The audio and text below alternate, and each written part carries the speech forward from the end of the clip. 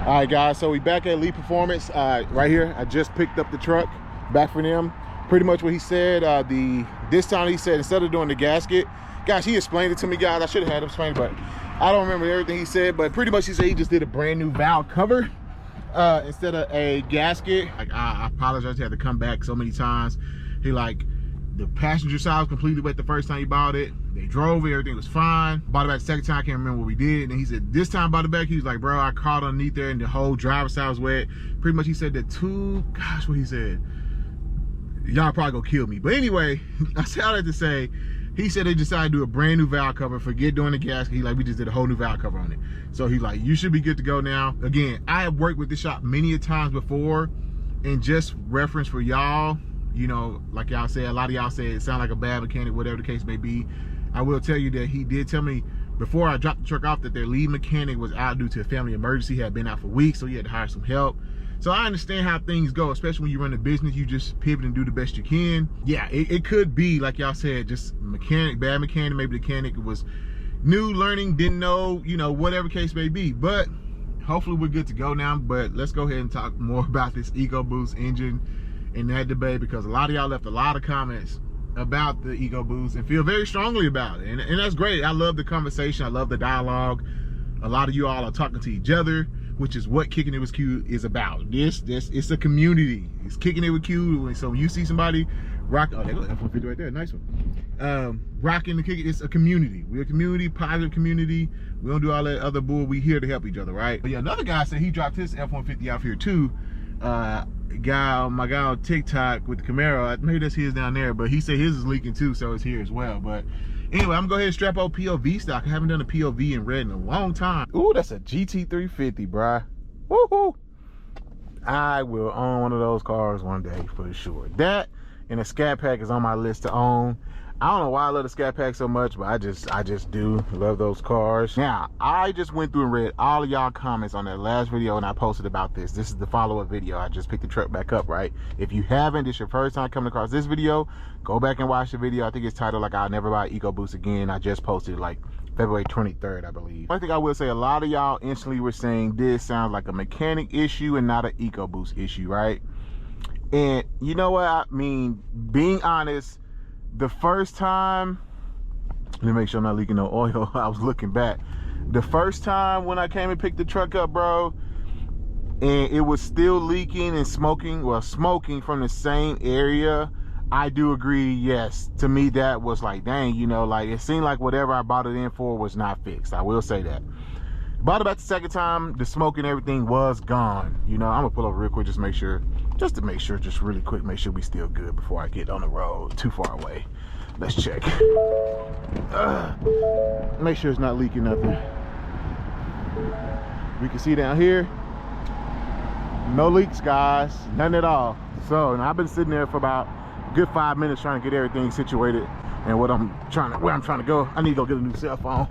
This was getting old, and I use my cell phone pretty much, my TikToks and Instagram videos, all for business. So having the best quality makes the videos do better for you all and for those platforms. So time to upgrade the phone. Yeah, so like I was saying, the first time I bought it and I got it back, it was smoking from the same exact area and leaking. I do agree. I'm like, okay, so whatever was fixed didn't address the issue at all, right? Then the clamp came off on the turbo and all that. So I agree on the first time. The second time I bought it back, it was fixed. This seems to be, the third time I bought it, a brand new leak is what he was telling me. Like, this is a brand new leak. So the first two times what I took it in for, this was not an issue. It was not leaking on this side. And I will agree with him on that, because when I bought it in, the passenger side was completely soaking wet, as y'all saw in the video, not the driver's side. The third time when I bought it back, and remember, the second time I took it back wasn't because of a leak on the driver's side, it was because it was still smoking. So then the third time I took it back, I saw it's leaking on the driver's side now. So it that had just happened. Regardless, I'm not trying to defend, you know, I don't know what they do at the shop. I don't know their process. I'm pretty sure they understand, like, after you fix something, drive it 20 minutes and all that. Like, he even said in the text, like, we drove it 20 minutes, man, after we fixed it. But I do think this was a brand new leak, honestly. I really do. But as I said too, he did tell me his lead mechanic, his main guy, was out due to a family emergency. And you can imagine if you run a business, your main go-to hitter is gone. You know what I'm saying? It's like the Cowboys trying to win a Super Bowl without Dak Prescott. I know a lot of y'all finna eat me up in the comments for that one, but I'm just saying, it's like Dak, like the Cowboys without Dak trying to go win games. So if his lead mechanic out, I don't know who he had working on the truck. He had to come in and do a lot of the work himself. And if you the owner trying to run a business, you got the day-to-day stuff, now you got to come work on the vehicles too. I can only imagine. But anyway, super cool. John, I think his name is John. Super cool. He apologized so many times. Didn't charge me anything. There was no charge for me bringing it back. No charge at all. A lot of y'all probably are going to say, you dang right, it shouldn't be a charge. You bought it back 3 times. I get it. Not excusing anything. Back to this EcoBoost 5.0 Coyote thing, guys. I don't even know where to start. I guess I'll start with the 5.0 Coyote guy. Most of y'all are saying the only way to go with an F-150 is to get a Coyote, right? I think the first engine in the F-150, besides like whatever, you know, some old school stuff, but you know what I'm trying to say, modern day, the 5.0 Coyote. A lot of y'all saying that's the only way to go if you get an F-150 is get the Coyote. And why? Because it's a V8, you just get a V8, boom, that's it. With the EcoBoost, the more parts you have, the more parts you repair. That's how I look at anything. The more you have, the more it costs to repair, right? The bigger your house, the bigger the repair wheel gonna be. You know, that's just how life goes.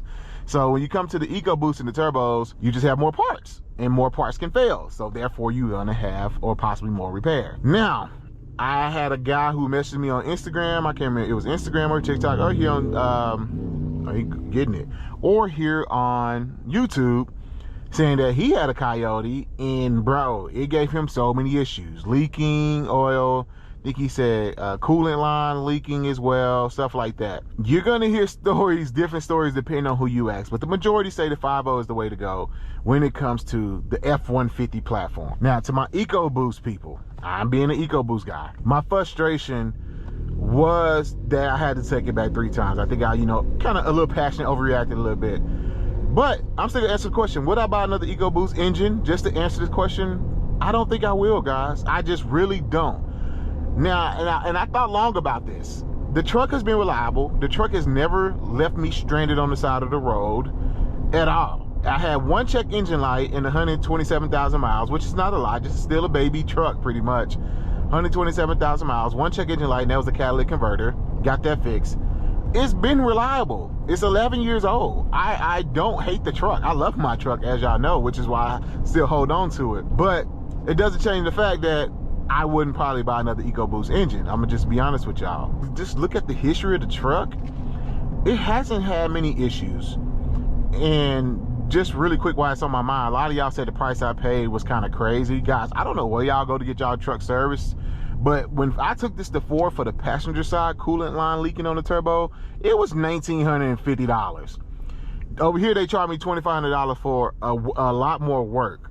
So I don't know what y'all saying I got ripped off, but bro, I'm like, it's the same price, and they actually did more work for like $500 more than Ford just fixed 1 part and charged me $1,900. So I don't know what y'all talking about, but I say all that to say, these have been the 2 biggest repairs I've had with my EcoBoost engine since I've owned it. Those coolant lines leaking. They haven't failed yet, but I do know guys who have had them with over 200,000 miles, and usually that's when the turbos may fail on these truck, or even past that. You know, it just depends. It's so hard to say, have these conversations in these videos, because everybody's experience is going to be different. I literally just read a guy who said he has 200,000 miles on his truck with no issue and it's going strong. He has an EcoBoost.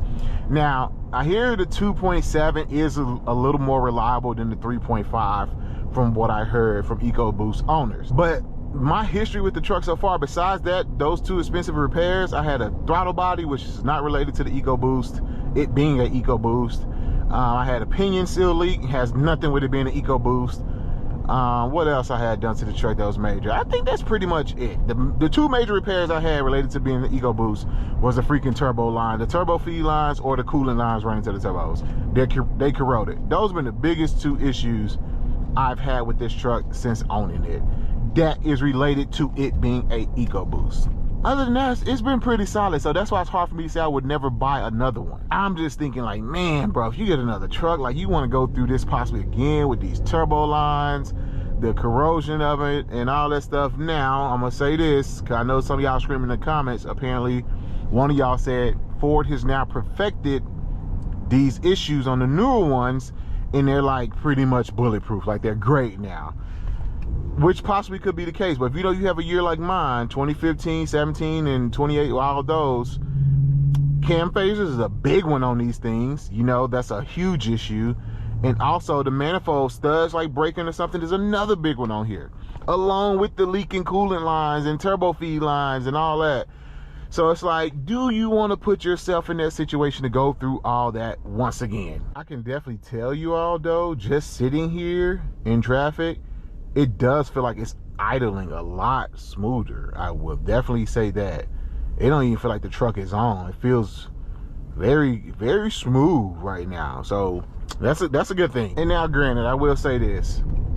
I don't think really going on with the truck, it just leaks. It's not like the truck was broken. It started, it ran, everything was fine. It was just leaking coolant and stuff like that, right? Which is no big deal, or oil, which it can turn into a big deal, excuse me, right? But it's really, in the grand scheme of things, it wasn't pretty much like a big deal. The truck ran fine. It's fine. Leaks happen in any vehicle you own over time. Oh, she over there jamming. Okay. Yeah. Oh, I almost ran to the back of that joint. Over here trying to blow my horn. She was jamming though. She got the music going. I got boost again. Like, look at that. Like that. Now that right there is what you can't get in the Coyote. You heard that like the power, the speed, this thing, man. Like, I love it. I love the performance of it. But still, like I said, yeah, I probably wouldn't get another EcoBoost again. I really probably wouldn't, to be honest with you. And I know that might hurt a lot of y'all feelings, and I'm not talking bad about it. I love this truck. I do. I love it. Like I said, cam phasers, manifold studs, the leaking of the turbos failing because they will fail in time.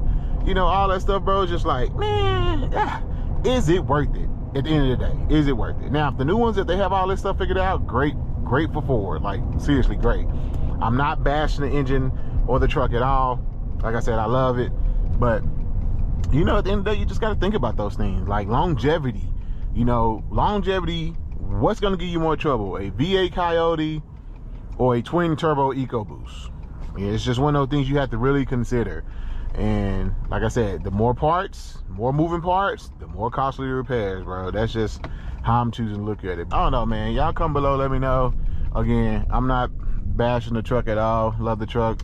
Just, you know, yeah, I think they just can be a little pain to work on, and the labor is gonna cost you, bro. Like, the labor on these are not cheap. I don't care where you go, unless you know somebody and got a good report, they might can do a little cheaper, but we know how these EcoBoost engines are. They aren't really cheap to work on. Again, I'm not bashing the truck. Love my truck. Just if I had to do this over again, probably wouldn't buy another one, bro. It's just the God on the. I would probably choose a Coyote over EcoBoost, just for, I'm gonna just say simplicity.